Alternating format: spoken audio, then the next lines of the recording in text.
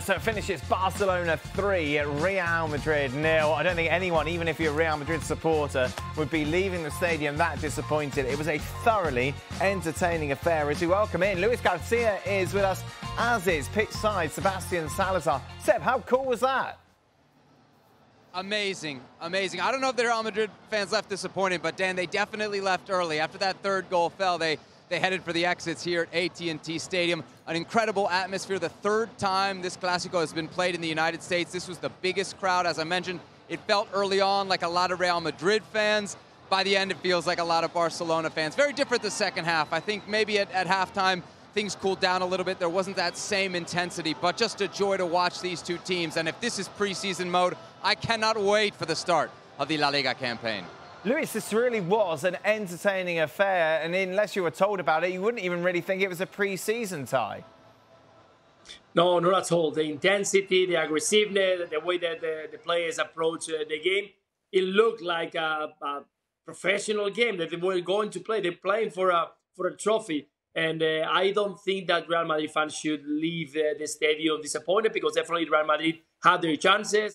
We saw there some of the feisty challenges, Seb, throughout the game. What were the two benches like? Because I think you were sat pretty much in between them. Yeah, it was intense down there. It was intense down there. It's interesting. Xavi and Ancelotti don't actually interact. They have other people that kind of fight for them, especially at the end of the first half. And there was actually a bit of a back and forth at the beginning of the second half. So if you remember the first half, Barcelona had to dip into their substitutes bench early because of a couple injuries. Well, even though this is a preseason friendly, there's still a limit on not just subs, but substitution windows. So Xavi came out for the start of the second half and said, hey, I need an extra window for the second half.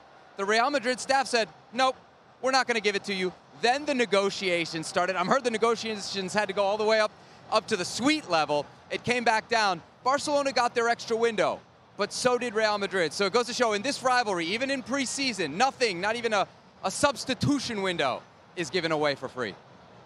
Dembele scored the opener, Robbo. He's supposed to be in France. And you can see why Xavi wouldn't want to lose him, because he was outstanding today. What's the thinking here, Luis? Because if he was going to go to PSG, it doesn't really make sense, does it, to start him today? No, not at all. At the end, you want to use the best players, and you want to use the players you got in your hands. And Xavi proved last year that he is a key player for the 11 starters of Barcelona if they want to be successful at the end of the season.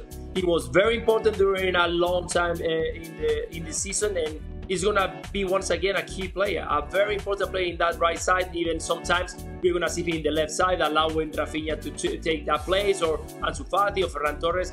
But we don't see Barcelona side starting without Dembele. Xavi proved it, and Dembele is proving that he is loyal to Barcelona. He wants to stay. He wants to prove that he's been in a very bad situation, but he wants to get that consistency right now. And today, once again, he showed a very good performance with the goal, with a couple of assists, another good chance.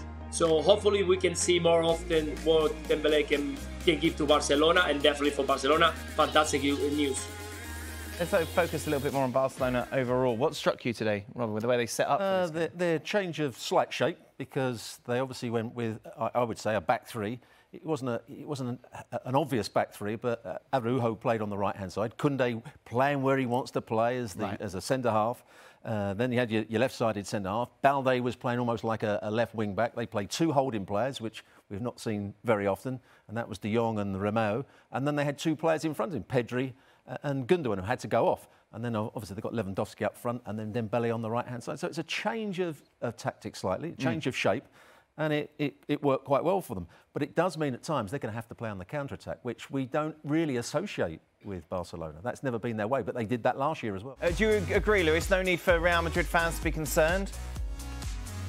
No, not at all. I think that Real Madrid put a very good performance today. They were unlucky on the chances that they had. They were not clinical.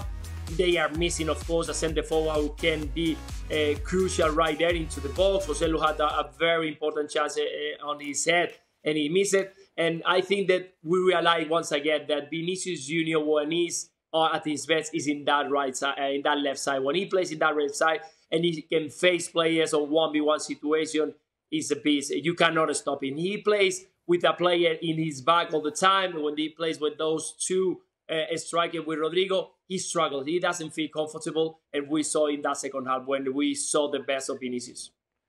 Does this result have any impact whatsoever, Luis, on the start of the season? Not much. It gives a little bit of confidence to the winner of the game because you realize that you're doing a good job. What happened last year, it can continue in the same way, but definitely it's still a long way that we're going to see Real Madrid. Not only Real Madrid, it will be Atletico de Madrid, and probably more teams, Villarreal, maybe Sevilla, maybe Valencia, fighting for them to try to get that trophy. But definitely, it gives a little bit of confidence for this start of the season for Barcelona. Just a reminder, that isn't the end of either side's tour of America. The matches continue over the next few days. Barcelona, they're here in Vegas, actually, taking on AC Milan. That's a match that you can see live. Are you calling that game, Robbie? I am calling that game. Thank you very much for watching ESPN FC on YouTube. For more highlights, analysis and exclusive content, be sure to subscribe.